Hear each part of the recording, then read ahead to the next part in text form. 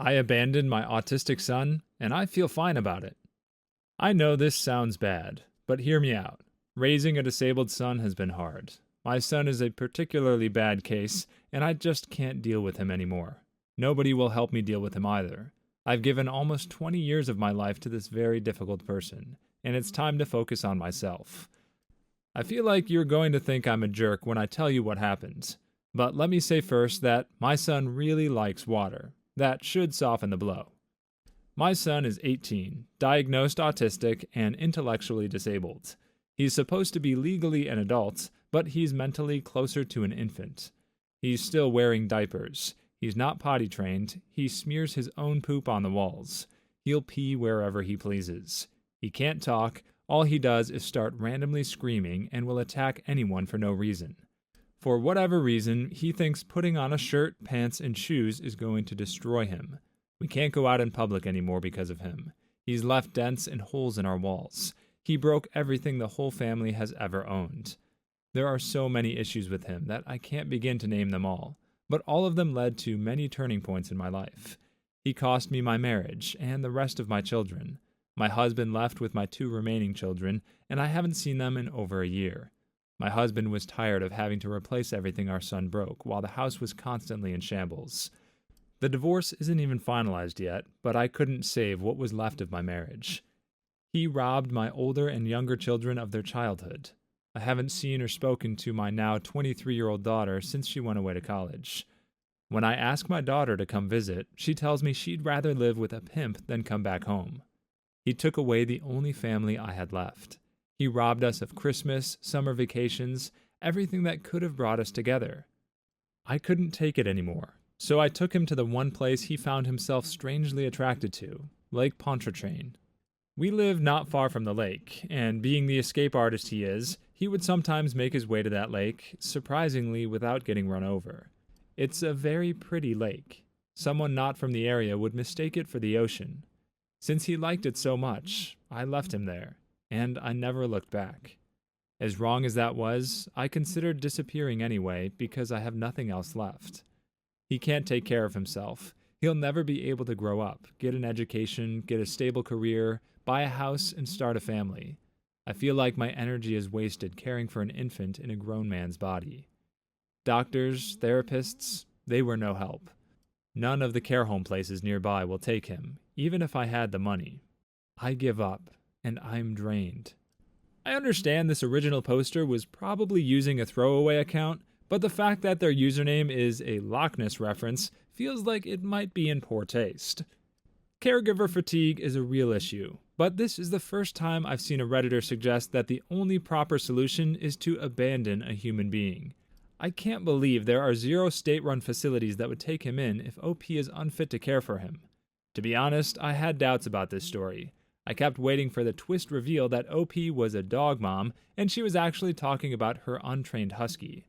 I know that sounds awful, but I just can't think of another reason her entire family would abandon her so thoroughly without trying to help her find a care home, or any solution for that matter that wouldn't leave her alone with such a difficult case. I also, frankly, don't know enough about autism to know if what she's describing are real symptoms of neurodivergence. So I'll turn this over to the comments. I won't ask if the mom's a jerk, because, well, come on. But does this story sound like it checks out? And either way, what were her other options? Even if we can't save Lake Pontchartrain from claiming another body this year, maybe we can at least provide hope to other caregivers who've lost enough steam to engage in these sorts of fantasies. Entitled Kevin steals a wedding dress. The police send his bride home in her underwear. I had 2 work colleagues, Mary and Adam, both in their late 20s or early 30s. Mary started in the company first, and then she got Adam to join. They worked in different departments, and Mary was in mine. Later, Mary left the company to pursue another career. When they started at the company, they had already been married for a few years. Now, Mary is the kindest and loveliest person I've ever met. She was always polite, helpful, and would cheer anyone up. We missed her dearly, so it came as a shock when we found out she was divorcing Adam because he had cheated on her. I've called her to express how sorry I am that this has happened to her, and we've been talking almost daily ever since. I was impressed by how well Mary holds herself in such a situation. She wouldn't badmouth Adam, and the only thing she mentioned was how her wedding dress and a few family heirlooms went missing when she was moving her stuff from their apartment. She thought they might be misplaced in a different box, and will turn up eventually. A few years passed. I now work in the same department as Adam. He's a good work colleague, but can be dismissive and ignorant sometimes. Adam invited me to his wedding with Chelsea, the lady he cheated on Mary with. Since the entire department was invited, I said yes, making sure Mary was okay with this. I also told her where the wedding would be. It's not too far from where she lives, and we could go for some drinks afterward if she wanted to. On the day of Adam's wedding, I had noticed that Chelsea was wearing a similar dress to the one Mary wore in the photos of hers and Adam's wedding years ago.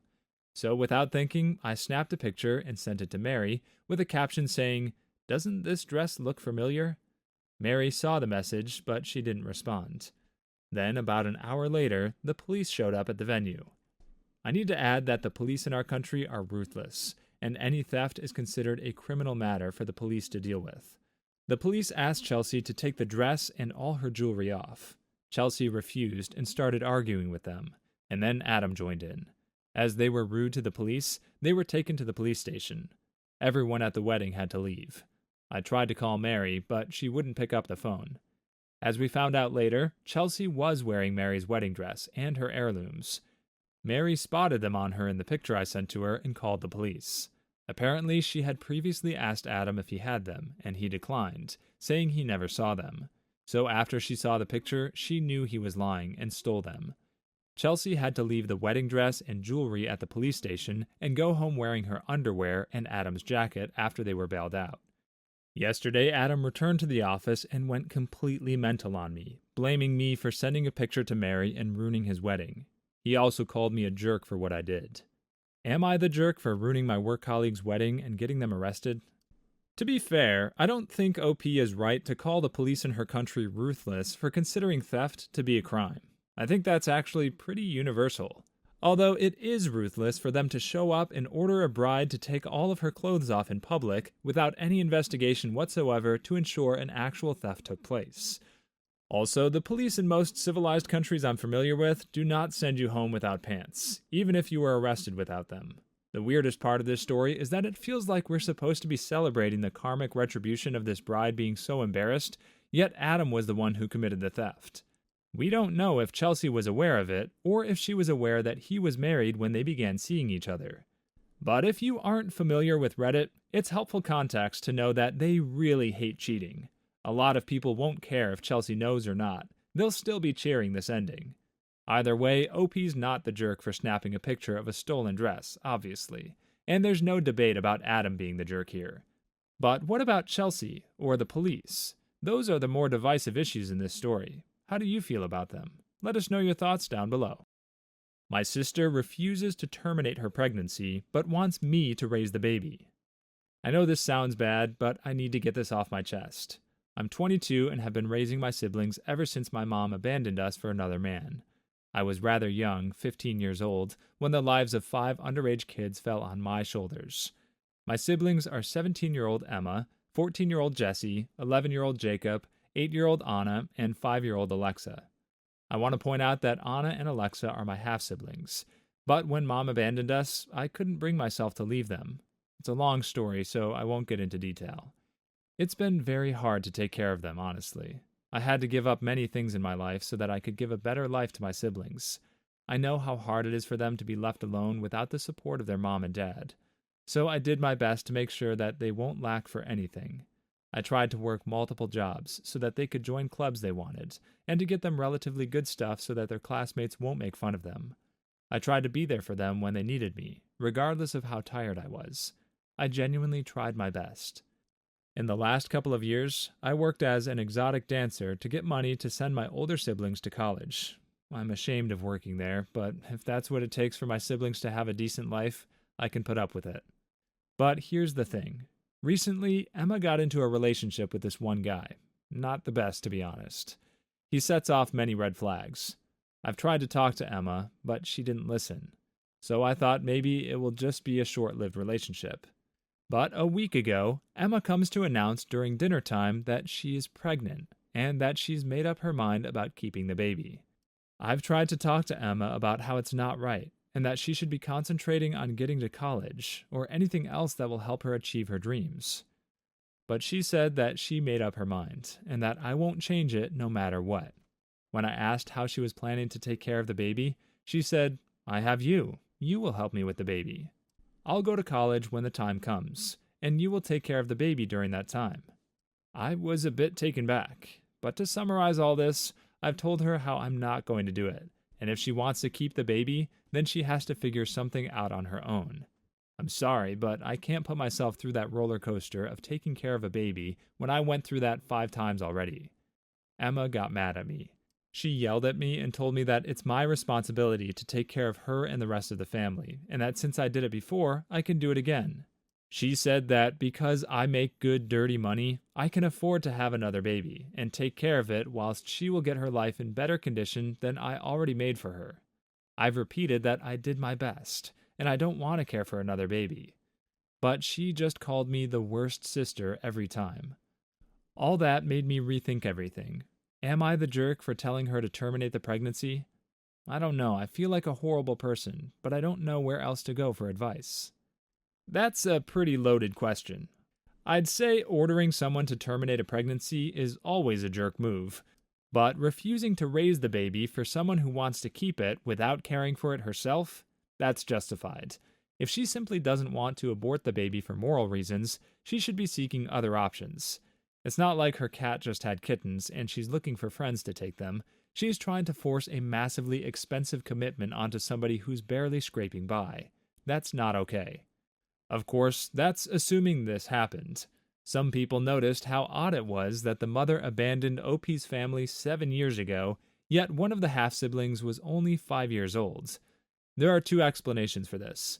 The OP's explanation is that the mother showed up again 2 years later and cried non-stop until OP agreed to take the child. The commenter's explanation is that OP watched a bunch of Shameless and then wrote a fanfic. It's up to you which story you want to believe. But if this story gets people thinking about their views toward asking another person to terminate a pregnancy against their will, then I guess it has some value, whether it's real or not. If you made it this far in the video, consider liking and subscribing for more videos coming. My chunky girlfriend won't eat exactly what I tell her to eat.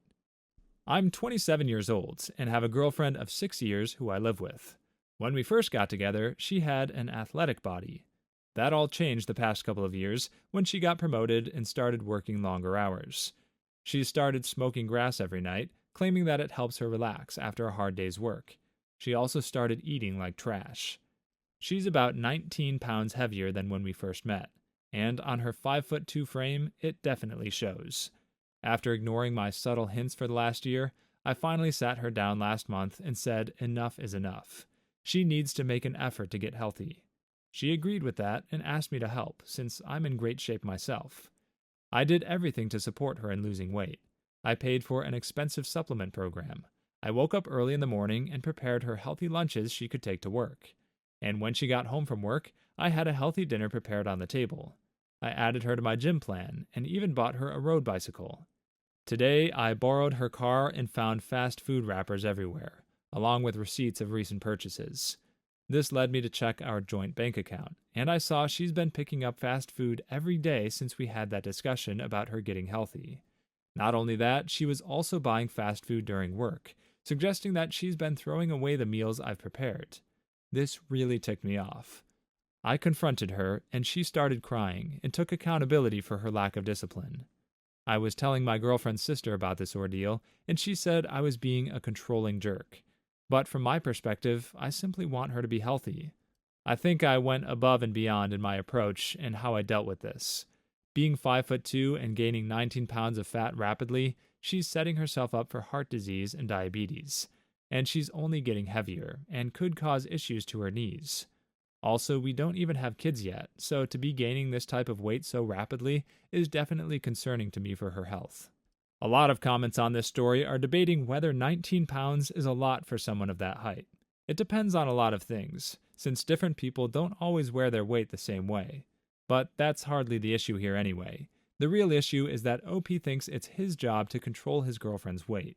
If he wants to be with someone athletic, that's his right, but it's not his right to try and force someone into that body type. She's not a gym rat, regardless of if she used to be. She's working long hours and would rather smoke grass than take your supplements. That's a lifestyle choice. It doesn't have to be yours for you to accept that it's hers. An important detail here is that it doesn't sound like she was eating a bunch of fast food until after he tried to control her diet, so she probably just didn't like what he was giving her. The fact that she's getting fast food doesn't even necessarily mean she's eating poorly. She might be getting the healthiest options wherever she goes. Maybe they aren't as healthy as the food OP is preparing, but they don't have to be. If the real issue here is diabetes and joint pain, as OP claims, then even moderately healthy food will be fine. Let's face it, that last comment about having kids makes it sound like OP really just cares about her looks.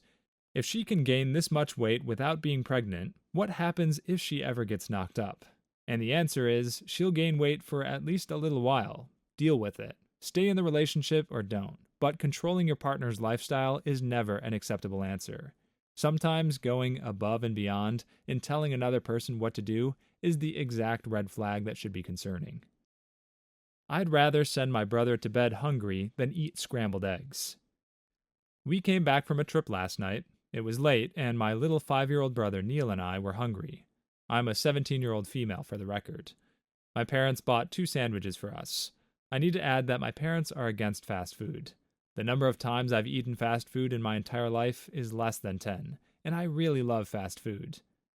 We got home, and Neil was running around as usual while my parents tried to get him to sit down and eat, but he grabbed the sandwich and ran. At one point, he went to the bathroom and accidentally dropped the sandwich in there. He couldn't eat it anymore, so my parents looked for something else for him to eat. But we only had eggs at home, and he doesn't eat eggs due to sensory issues.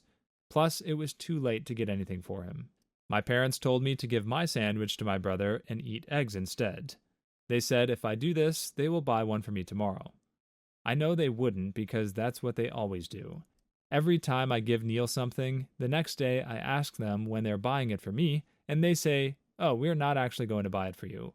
So before anyone could take it, I grabbed it, went to my room, locked the door, and ate it. Now I'm grounded, and they say it was a jerk move to make my little brother go to bed hungry. I bet the last OP wishes he could get his girlfriend on the same diet this OP has her brother on. A couple of commenters wondered why OP couldn't just cut the sandwich in half. Those comments were severely downvoted, because Reddit hates the idea of anybody compromising with a 5-year-old. Mostly, readers are shaming the parents for not controlling the child better.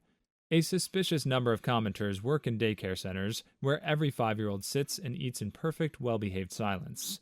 Probably because they aren't given the choice between eggs they can't eat or a bathroom-flavored BLT. If this is all true, and there was nowhere open that the parents could get food, OP's kind of the jerk for not compromising. And while I won't call the parents jerks for not having perfect control over a 5-year-old, they're definitely jerks for constantly promising things to their daughter and going back on those promises.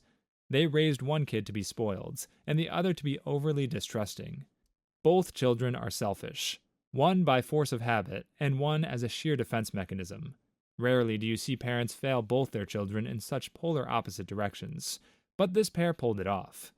It's also weird they have no dry food in the house whatsoever for when they were coming back from this trip. But maybe you disagree that OP's a jerk at all. Let us know in the comments how you feel about this situation. What would you do if it was your brother?